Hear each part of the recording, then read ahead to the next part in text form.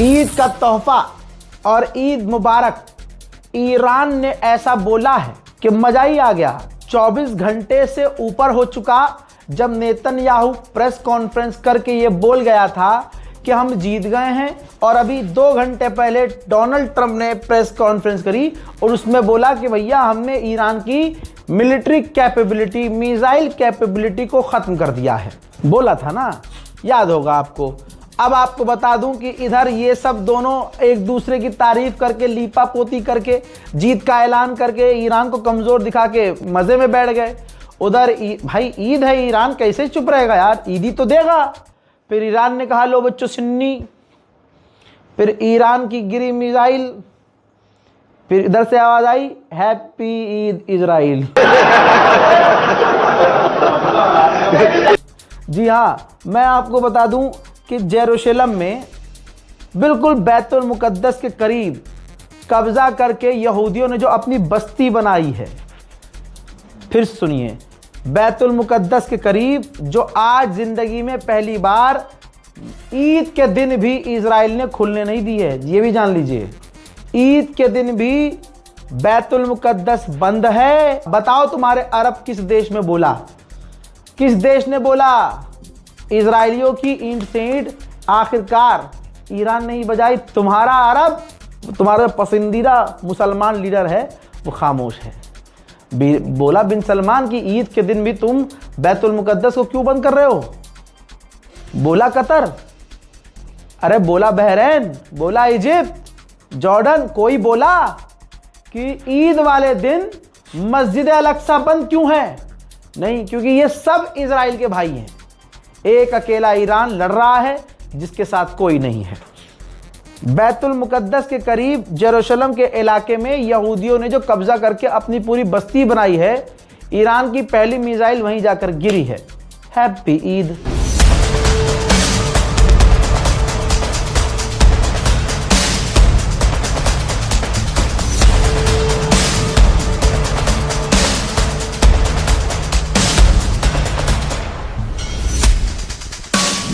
अल्लाह अकबर। ये तो जेरूशलम है। जेरूशलम के अलावा तेल अवीव के अलावा आसपास के जो दूसरे छोटे छोटे शहर हैं और गांव हैं, वहां पर भी ईरान की मिसाइलें गिरी हैं। और इन तस्वीरों को देखकर आप समझ सकते हैं कि कौन सच्चा है। जो ये कह रहा है कि हमने ईरान के लॉन्चर तबाह कर दिए, जो ट्रंप कह रहा है कि हम जीत गए, या फिर जो आंखों से आप देख रहे हैं। देखिए,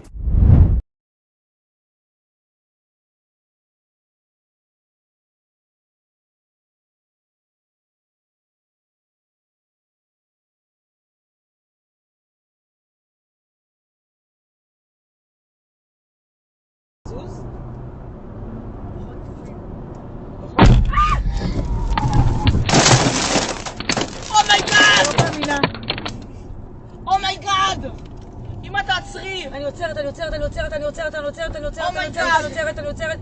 אימא'לה. וואי, איזה מזל. בואו.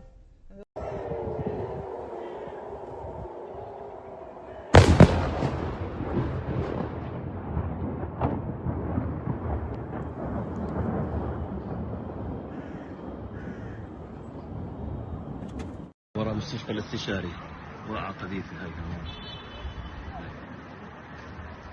عند الاستشاري. נפילה פה. ראיתי את זה קורה. נפילה ברובע היהודי. וואי. וואו. נפילה ברובע.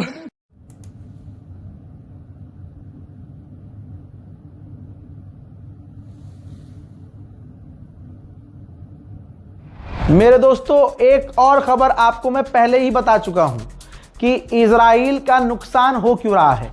ईरान की स्ट्रेटजी इतनी खतरनाक थी कि ईरान ने अमेरिका और अमेरिका के आजू बाजू जो ये मिडिल ईस्ट घूमता था, भाई उनके रडार तबाह किए। फॉर एग्जांपल, जब ईरान मिसाइल दागता है तो बीच में कई सारे अरब देश पड़ते हैं। इजराइल के आजू बाजू में भी जो अरब देश होते हैं वो अपने डिफेंस सिस्टम से रॉकेट दागते हैं। अब यहां से 5 रॉकेट दागे ईरान ने इजराइल पर, अरबों ने 4 मारकर गिरा दिए तो 1 मिसाइल गिरती थी इजराइल पर। तो ईरान ने इस बार क्या दिमाग चलाया कि भाई मुझे एक मिसाइल वहां गिराने के लिए 10 मिसाइल छोड़नी पड़ती है। एक काम करते हैं, पहले इन्हें निपटाते हैं ससुरों को। तो ईरान ने तमाम अरब देशों के boom boom boom boom boom अरब देशों में जो अमेरिका के एयर डिफेंस सिस्टम और रडार है तबाह कर दिया। रडार होता था सायरन से कनेक्टेड, तो इजराइल का सायरन आधा घंटा पहले बज जाता था। जब ईरान से मिसाइल निकलती थी टारगेट करके, आधे घंटे पहले इजराइल में सायरन बजना शुरू हो जाते थे। भगदड़ मचती नहीं थी, लोग आराम आराम से अपने मतलब छुप जाते थे, शेल्टर में चले जाते थे। अब क्या हुआ है, जब ये अमेरिका के पूरे रडार ईरान ने उड़ा दिए तो अब सिर्फ 15 सेकंड का टाइम मिल रहा है। टाइम उंगलियों पर सेकंड में गिन लीजिएगा। सायरन बजना शुरू हुआ और 16 सेकंड में ईरान की मिसाइलें धप्पा।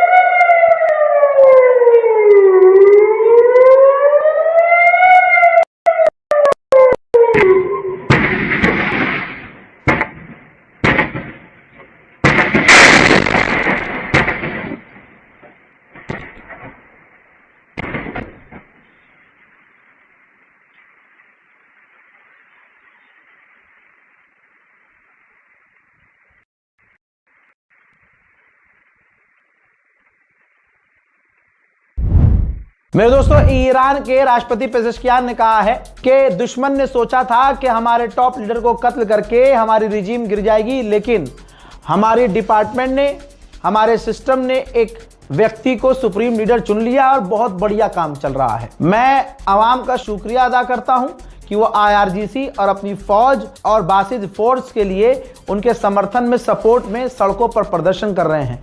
मैं वादा करता हूं जिन लोगों को परेशानी है उनसे मिलकर उनके मसलों और परेशानियों को दूर किया जाएगा। और जब भी मैं सुप्रीम लीडर आगा खामनाई, शहीद खामनाई से मिलता था, जब भी, तो वो कहते थे कि हमें परमाणु नहीं बनाना है। दोस्तों, यही तो खेल है। जो अब उनके बेटे आए हैं वो परमाणु के समर्थन में हैं। मुज्तबा खामनाई, पहले ही कह रहा हूं। और सुनिए, मुज्तबा खामनाई मिलिट्री बैकग्राउंड से हैं, याद रखिएगा। और अभी परमाणु नहीं बनाना फतवा दे देकर भी ईरान के सुप्रीम लीडर ने सबको समझाया कि हमें परमाणु नहीं बनाना। उसके बावजूद जब ईरान पर हमला हो गया तब ईरान के लोगों की भी सोच पूरी तरह से पलट गई है। ईरान की आवाम अब कह रही है कि परमाणु होना चाहिए। भाई, कलेजा तो पड़ोसी का भी है, किसका कलेजा नहीं है, किसका 56 इंच नहीं है। फिल्म बनानी पड़ेगी दोबारा से अपनी सारी बुज़दिली को छुपाने के लिए। आदित्य धार को फिर से बोलना पड़ेगा। मेरे दोस्तों, श्रीलंका का क्या स्टेटमेंट है? श्रीलंका ने कहा कि अमेरिका ने हमसे परमिशन मांगी अपना परमाणु बॉम्बर सिविलियन एयरपोर्ट पर उतारने के लिए। श्रीलंका कहाँ, एक छोटा सा देश, अमेरिका को दुनिया मानती है सुपर पावर देश। अमेरिका ने कहा कि हमें अपना परमाणु बॉम्बर आपके पैसेंजर एयरपोर्ट पर, आम लोगों के एयरपोर्ट पर उतारने की परमिशन चाहिए। श्रीलंका ने मना कर दिया। अमेरिका का परमाणु बॉम्बर लौट गया, कहीं और गया होगा। इतनी जुर्रत तो श्रीलंका के अंदर भी है। ईद के दिन ईरान ने UAE को भी ईद मुबारक बोला है। जी हाँ, ये रहा UAE का स्टेटमेंट, जिसमें UAE ने कहा है कि 4 बैलिस्टिक मिसाइल और 26 UAV ड्रोन हमने ईरान के रोके हैं। और जो UAE से मेरे पास पर्सनल सोर्स से खबरें आ रही हैं, तो UAE में धमाकों की आवाज़ आई है। मेरे पास है तो वीडियो, लेकिन बेचारा फंस जाएगा तो लगा नहीं रहा हूं। ठीक इसी तरह से कुवैत में भी ईरान की मिसाइलों और ड्रोन ने ईद मुबारक बोला है, सायरन वहां भी बजा है।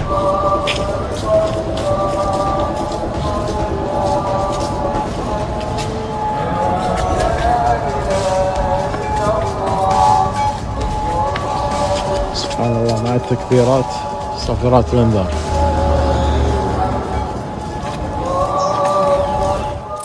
सऊदी अरब को ईदी क्यों नहीं देगा ईरान? सऊदी अरब ने भी कहा है कि हमने कई ड्रोन को इंटरसेप्ट किया है जो ईद के दिन भी हम पर आ रहे थे। उधर UN के अंदर भारत भड़क गया है बहुत बुरी तरह से ईरान पर। जी हां, ध्यान से सुन लीजिए और ईरान भी ध्यान से सुन ले। मेरे दोस्तों, ईरान को टारगेट करते हुए भारत के राजदूत विक्रम दोराईस्वामी ने कहा है, यूएन में कहा है कि कमर्शियल शिपिंग को टारगेट करना, क्रू को खतरे में डालना और हॉर्मूज स्ट्रेट से सुरक्षित नेविगेशन में रुकावट डालना मंजूर नहीं है किसी भी हालत में।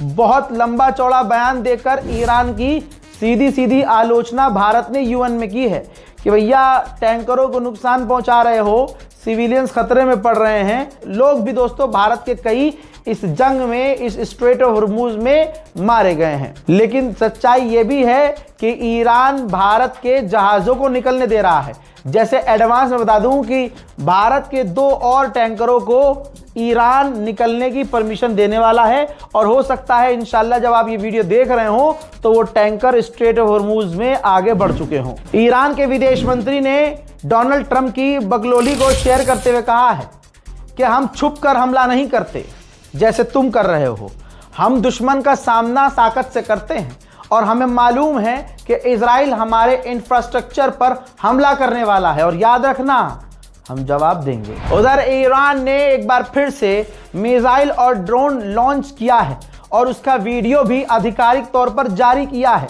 अब दिमाग में सोचते रहिएगा सच्चा कौन है, जो अमेरिका और इजराइल कह रहे हैं कि ईरान के ड्रोन खत्म हो गए, मिसाइल खत्म हो गए, या ये ईरान जो अभी भी दुश्मन को नाक तले धूल चटा रहा है।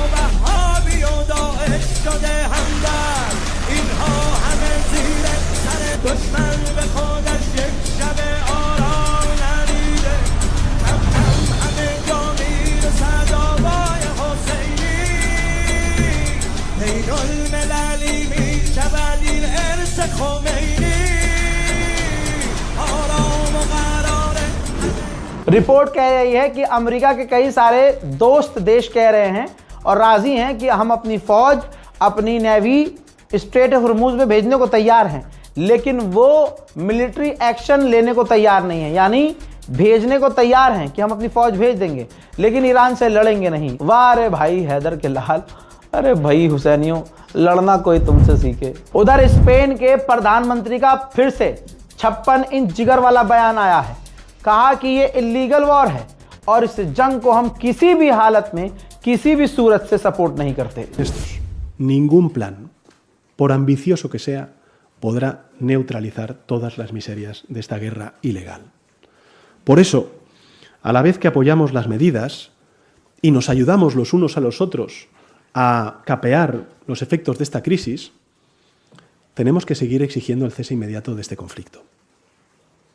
Y tenemos que hacerlo todos, también los partidos políticos, exigiendo que se respete el derecho internacional y repitiendo con todas nuestras fuerzas un no a la guerra que ya no es solamente... मोहतरम हजरात, इस video को share कीजिएगा, comment section में भाई मुझे ईद मुबारक मत बोलिएगा, ना मैं किसी को मुबारकबाद पेश कर रहा हूँ, ठीक है। खुशी का दिन है, नमाज पढ़िए, इबादत कीजिए। जो आपके उलमा के, हमारे उलमा दीन कह रहे हैं वो हमारे बुजुर्ग हैं, हमें उनके पीछे रहना है, जो उनका हुक्म है सर आँखों पर, ठीक है। मैं पर्सनली बोल रहा हूँ, ये मेरी पर्सनल सोच है। लोग मुझसे नाराज़ हो रहे हैं, भाई आप ईद मुबारक का रिप्लाई नहीं कर रहे हैं। पहली बात तो मैं आपके लिए काम कर रहा हूँ, इस काम में व्यस्त हूँ, ठीक है। मैं सबका रिप्लाई नहीं कर पा रहा हूँ, इसलिए हाथ जोड़कर आप लोगों से माजरत चाहूँगा। जिसका दिल जैसा करे वैसे ईद मनाए, लिहाजा मुझे कम से कम ये ना कहे कि भाई आप ये करो ईद पर, अब वो करो ईद पे। बहुत बहुत शुक्रिया, जय हिंद।